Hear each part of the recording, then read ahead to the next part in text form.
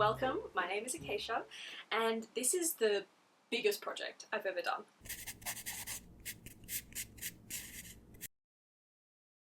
Ever since I was a baby, I have loved Peter Rabbit so much, probably because my nana, she passed when I was 3 weeks old, but before that, she gave me a stuffed Peter Rabbit, like stuffed animal, and I've slept with that Peter Rabbit every day.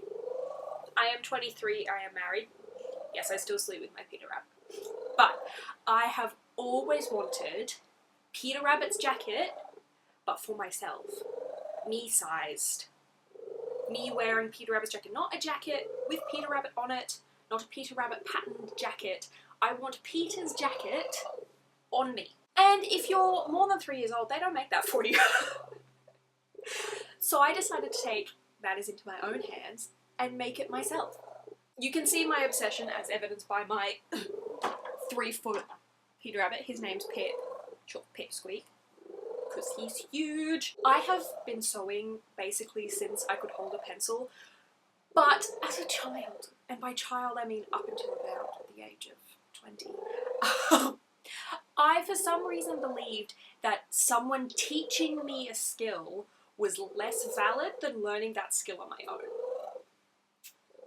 That's not how learning works. So my technical skills in sewing are very, very poor. I'm trying to change that because, man, when you Google a tutorial on how to do a buttonhole, so much easier than trying to figure it out yourself. I was putting the foot on backwards. So my first port of call was, what do I want this coat to look like? I want it to be Peter's coat, but in my size. So I found one coat online that I really liked, and I was considering buying it.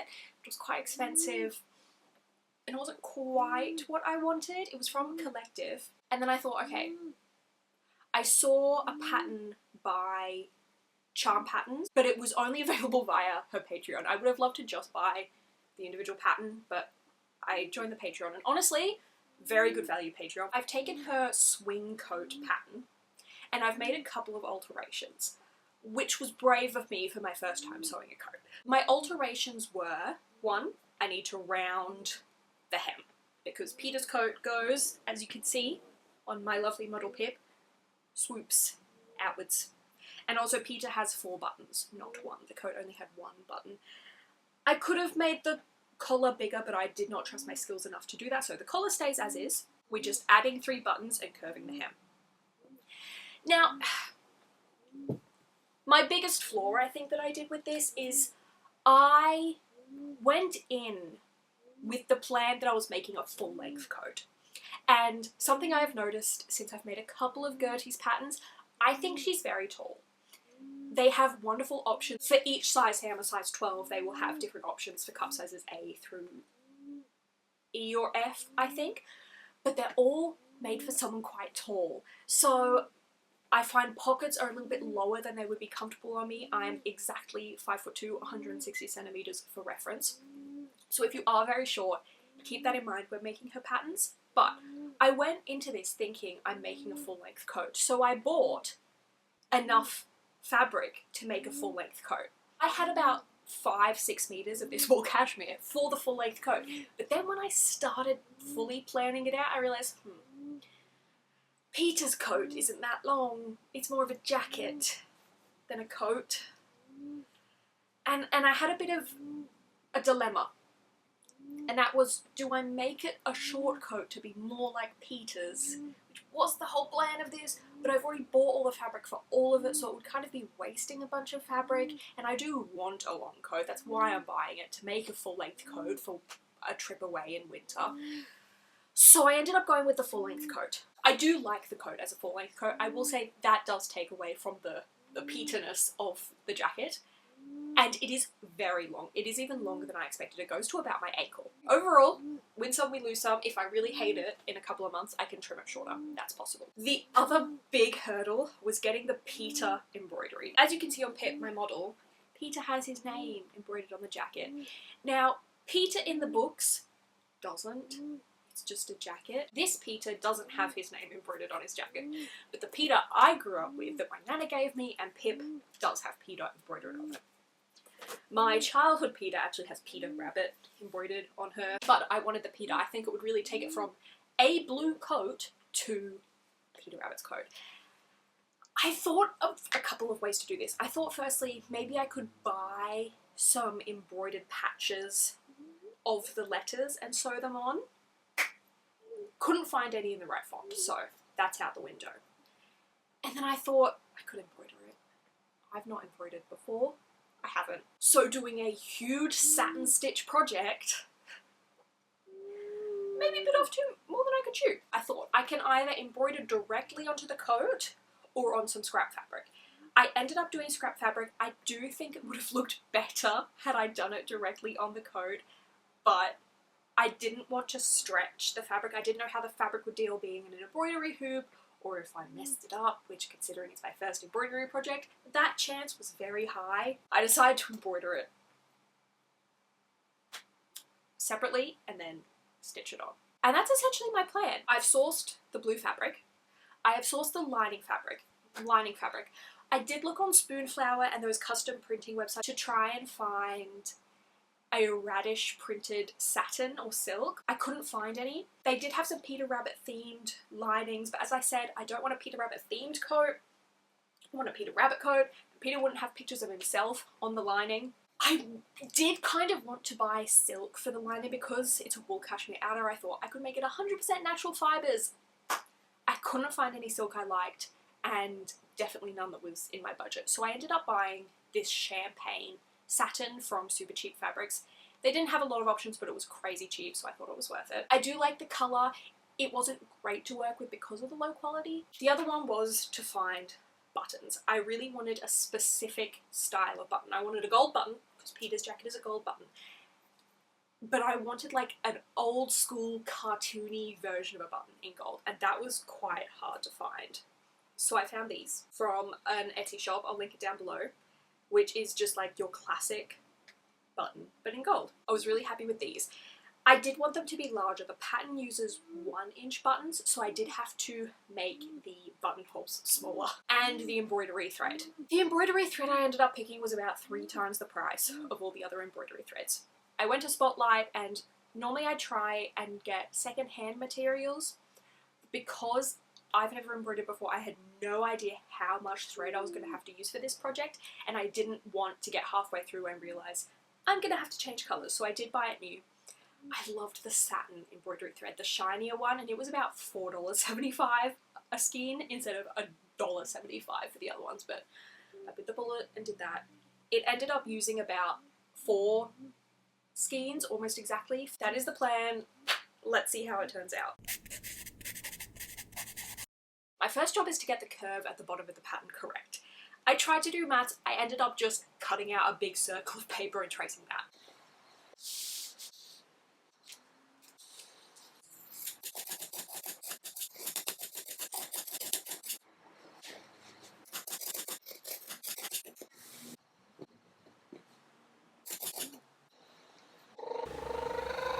Another element of this pattern that I'd not done before was the bound buttonholes. I've only ever done machine-based buttonholes. This was really daunting. I didn't quite understand what the instructions were telling me, but I followed them anyway, and it actually ended up turning out really great.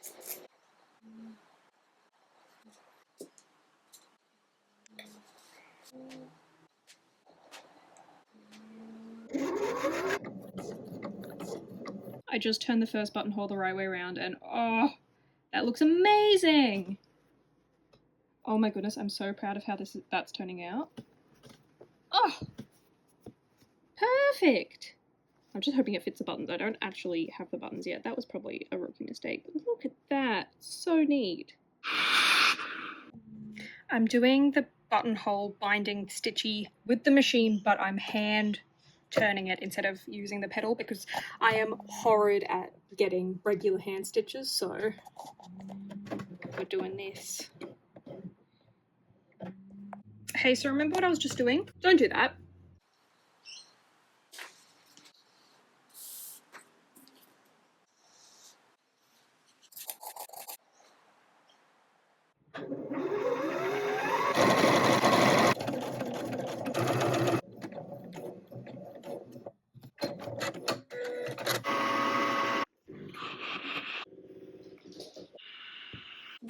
embroidery. So I went through a whole bunch of trial and error with various fonts. I ended up doing a combination of Pip's font and my bunny's font, just kind of making it a bit swirly but a little bit more structured than Pip's, because Pip's is very round and loopy and my Peter's was very much kind of a serif font, so I combined the two. I decided to go with a spare piece of fabric. One, because I had plenty of leftover fabric, and two, I was really worried about the coat fabric stretching in the embroidery hoop, or if I messed it up. In hindsight, I think it would have looked better had I embroidered directly on it. However, that's because it went well and it didn't mess up. I am machine stitching the outline to be the kind of barrier of when I hand embroider it. This is honestly how I learned to sew. My mum would draw shapes on scrap fabric and I would have to follow it with the sewing machine, so this is well within my wheelhouse. We have my outline for the embroidery, so I've stitched Peter. Oh no, I wasn't supposed to do that. Oh, that's fine. And then I've cross-stitched another piece on top, so it's a little bit puffier, hopefully. That's the plan anyway. The cross-stitch isn't particularly neat, as evidenced by that. I also put interfacing on the back, so hopefully when I put it in the embroidery loop, it doesn't stretch. My buttons for my coat just arrived. I've done all the buttonholes already, so I'm hoping they're the right size. I did measure it. Look at them. I don't know why they're all in individual little bags, but yeah. They're very heavy. They're actually metal, which I'm really happy about. I'm doing the hardest bit yet, which is easing the shoulders, which is like making it bend a bit, and putting them into the sleeve hole, the shoulder hole. Now I've done one sleeve and it turned out really good. Look at that. It actually looks like a coat. I'm so proud of it. So now I'm doing the second one, so wish me luck. I just finished ironing the collary bit, the facing is what she calls it. The arms at the moment, it's fine, it's supposed to be like that, they'll be the cuffs. However, the one thing I'm not happy with at the moment is how long it is. It's made for a tall person, as evidenced by where the pockets are. I can't reach the bottom unless I bend over, so I think it's made for a tall person. I didn't expect it to go right to my ankles, but it's fine. I'm actually really happy with how it's gone. Here is the lining fabric. It's a bit more brown in person. It's looking very gold on the camera. I'm not sure if that will translate, but it's kind of like a champagne-y, but a little bit darker.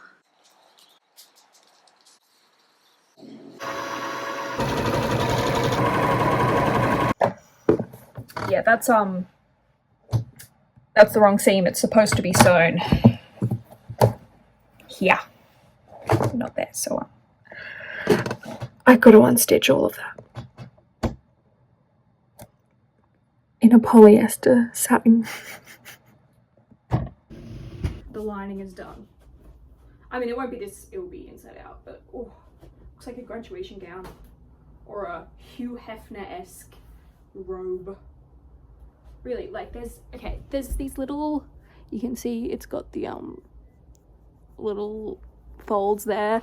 Look, that's not what you're supposed to have, but ultimately it's gonna be inside out. You're not gonna see it, so I'm not gonna fix that. I'm doing an extra hemming step. I've got the lining attached to the facing and it's inside out, and I've just trimmed the seam allowance. However, this satin is so frayed. There's fluffs of it everywhere, so I don't trust that, especially on the facings of the coat where it's going to be getting the most pull, that it's not going to fray. So I'm doing an extra, it doesn't have to be pressed apart, so I'm doing an extra zigzag stitch of just them both together to, oh that's not great, that's fine, I'll go back over that, reinforce the satin, because I don't want to have to replace the lining at a future point. I'm at Spotlight to get more embroidery thread. I was short, hopefully just one skein short, but I'm hoping they still have it in stock because there was only one left when I bought it the first time. So fingers crossed. And I also want to get some kind of fray stop spray to hopefully spray over the embroidery, because a satin stitch on something that's going to be getting worn, hopefully that will help. Okay, they did have the right color. She was actually refilling them when I got there, and the spray-on adhesive, not adhesive, the spray-on fray stop that I seem to imagine, it seems like I've imagined that. I'm not sure it exists, what I'm looking for, so oh well. I did, however, buy some automotive glue to fix my car.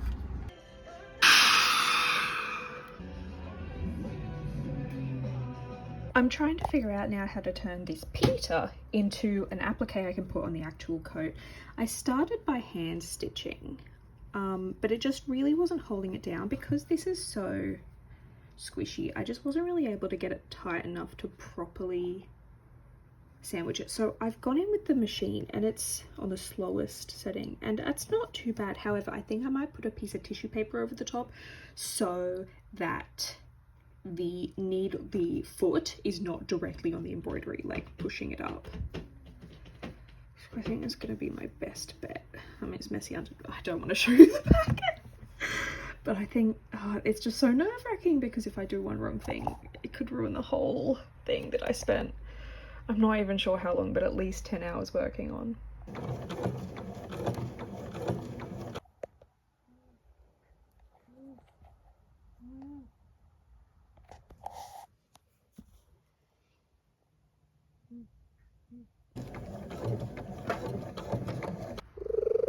I was trying to hand, so...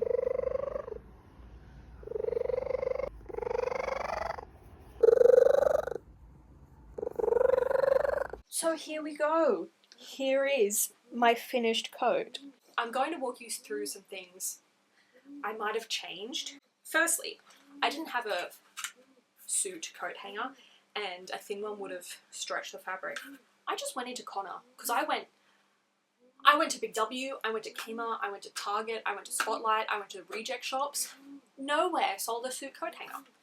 I ended up going into Connor and asking if they had it. They just gave it to me. Just free. Just they had it left over from their suit, so if you need a coat hanger, go hit them up. There are going to be a couple of things I'm going to change. Firstly, the collar keeps kind of rolling over and the weight of the fabric pulls this seam down. So I'm going to do a little hand invisible stitch along these seams to just keep it upright. The other thing I ended up changing was Gertie's instructions, and if you are making one of her patterns, I do strongly recommend watching the videos she has on them. They are incredible, so much knowledge that I didn't even know was part of sewing. Perfect. I swear when I watch the videos of her patterns, it makes my piece 10 times better. But she recommended hand stitching the bottom of the lining to the bottom of the coat. I did that. And it pulled the fabric in a weird way. I don't think I ended up taking a photo because I was working, my parents were visiting and I was working with my mum on it and I was too embarrassed to film. But it just, the way, because I was doing all the pinning myself and I had sewn it all on myself, I hadn't quite sewn it at the right level and so it was pulling up the wool and making it kind of bunch at the bottom and I didn't like that. So I ended up just unpicking that. I kept it stitched at the curve to keep it nice, but then I've just gone over with a machine stitch and hemmed that to the right length. I picked this champagne colour because I thought it looked like a rabbit's fur. See? Like that. My embroidery, where is it? I am so proud of myself with how this turned out. Now, I don't know how long it's going to last. Satin stitch is not made for a wearable garment. It's loose. It is my first time embroidering, so there are mistakes and little wobbly bits, and all in all, it could be neater. But for my first time embroidering, I'm absolutely stoked. And from a distance, I don't think you can notice at all the problems that I'm seeing. I do think it would have looked better embroidered directly onto the coat. However, because the satin stitch is so fragile, I'm kind of happy that I have it separately because if it gets destroyed, I can just pick it off and find another way of doing the lettering on it.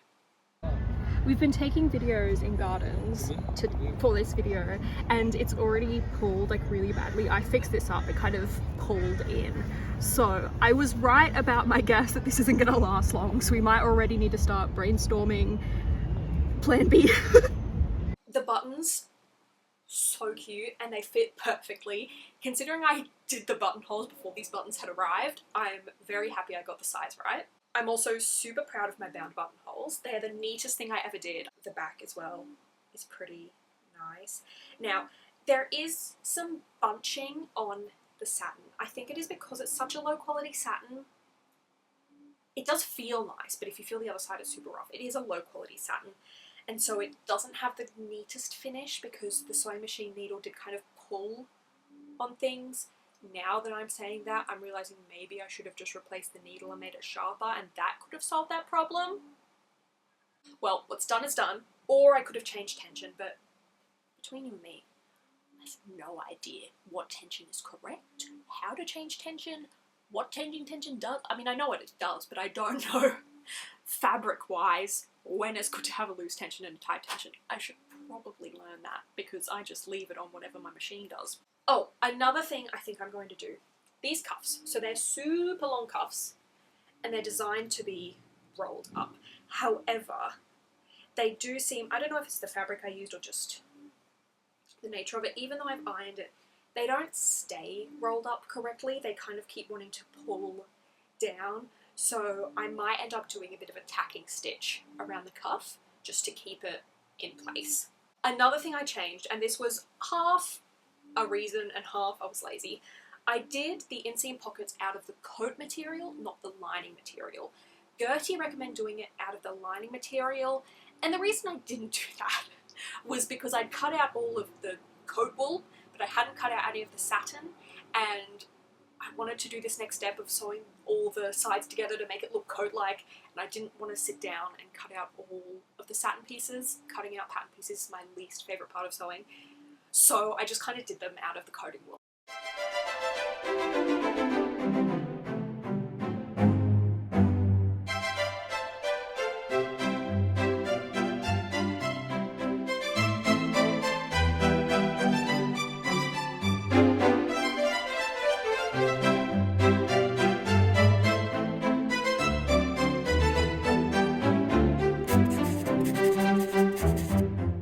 It kind of feels weird that it's over. The reason I've done this a little differently and I'm doing more commentary here is because I was so excited to get it done. I didn't wait until I had like stuff to say or was dressed nicely or had a quiet room to do it and talk through it while I did it. I just kind of sewed it, filmed it, and said, I'll talk about it later, which is giving myself an extra job to do. But I am so happy with how it turned out. All in all, I think I ended up spending about $150 on everything, which is a lot. It's probably the most expensive sewing project I've ever done, but for a wool cashmere coat, that's incredible. The coat I was looking at the beginning of the video, the collective one, was over $300, so I am so happy with that. That includes, I could only buy these in a set of 10, so I have extra buttons. That includes all the embroidery thread, all of the Gutenberg threads, because you saw I had to go out and buy more thread. I used probably about 1,000 meters of thread doing this because I also zigzag stitched or overlocky stitched all of the edges. Thank you so much for watching. This has been a complete passion project. It's something I've wanted to do since I was a little kid and I'm so stoked with how it turned out. I think that's all I have to say. If you were to make any piece of clothing from like a children's storybook that you loved, what would you make? Say bye, Pip. Bye.